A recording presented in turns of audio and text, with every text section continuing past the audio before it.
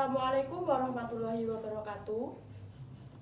Sebelum memasuki pelajaran pada pagi hari ini, marilah kita berdoa terlebih dahulu. Berdoa mulai.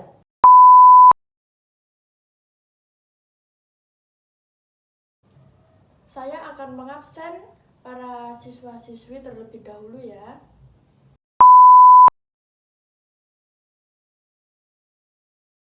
Setelah saya absen, kita lanjutkan pelajaran berikutnya ya anak-anak.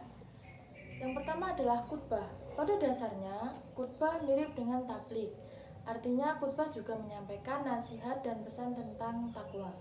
Bedanya, tidak seperti tabligh yang cukup longgar, khutbah harus disertai dengan syarat dan rukun tertentu agar sah dan diterima.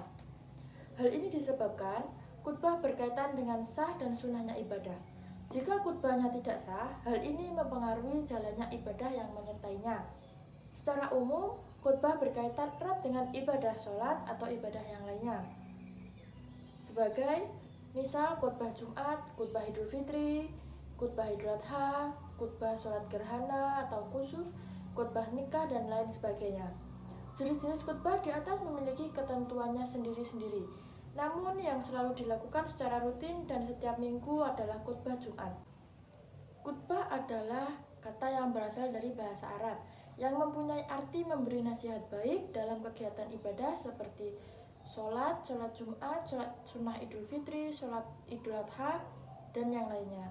Khutbah juga dapat diartikan sebagai kegiatan yang berisi ceramah kepada umat Islam dengan syarat dan rukun tertentu yang berkaitan dengan kesesuaian atau kesunahan dalam menjalankan ibadah. Pada pelaksanaan sholat Jumat, khutbah merupakan rukun yang ada pada sholat Jumat. Rukun khutbah Jumat yaitu membaca hamdalah, membaca sholawat kepada Nabi Muhammad SAW, membaca petikan ayat Al-Quran, serta memohon ampunan untuk kaum muslimin. Tetapi ketika khotib sedang berbicara, maka kita tidak boleh berbicara ya anak-anak. Karena jika kita berbicara, kita tidak akan fokus kepada khotib itu, kepada yang diberikan oleh khotib itu kepada kita, begitu. Dan yang kedua adalah tabligh.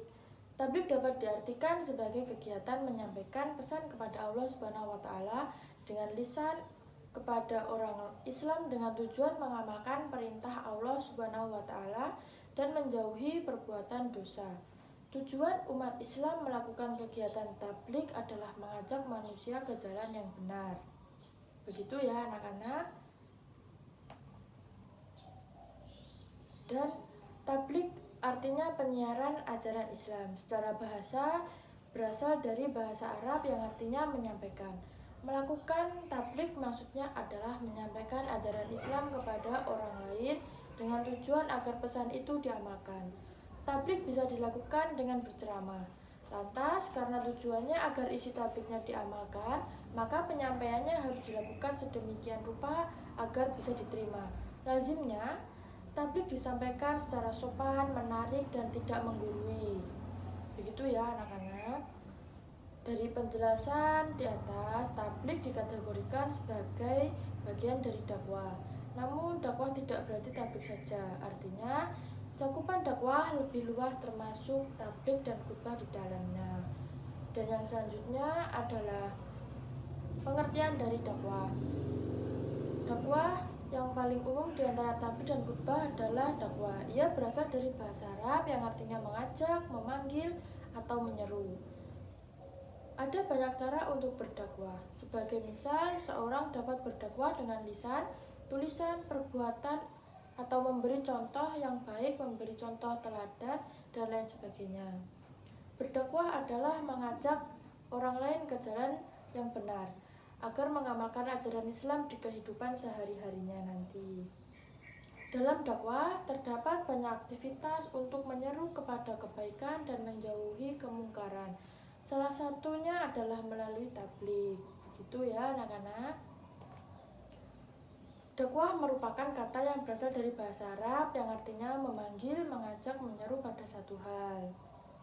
Begitu. Khutbah dan tabligh pada dasarnya adalah sama, yaitu mengajak, menyampaikan sesuatu nasihat yang baik kepada orang sekitar dan mengajak orang-orang untuk berbuat hal yang baik dan meninggalkan perkara yang buruk yang tidak disukai oleh Allah Subhanahu wa taala.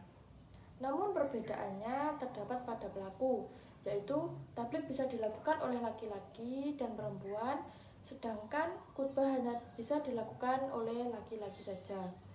Dakwah juga termasuk dalam menyampaikan sesuatu yang bersifat baik dan benar dan mengajak kepada perbuatan baik sehingga kita akan selamat pada dunia dan akhirat nantinya, insya Allah. Begitu ya. Ya, untuk pelajaran tadi yang sudah Ibu jelaskan, apakah ada pertanyaan? Jika ada pertanyaan, Ibu persilahkan.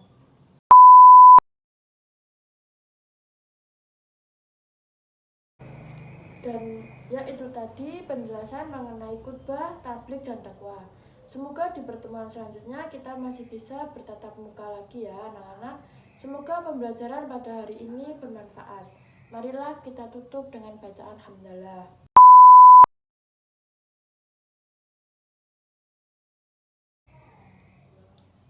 Dan sekian pertemuan pada hari ini. Bila ada kurang lebihnya, Ibu mohon maaf yang sebesar-besarnya. Billahi taufiq wal hidayah, waridho wal hinayah. Wassalamualaikum warahmatullahi wabarakatuh.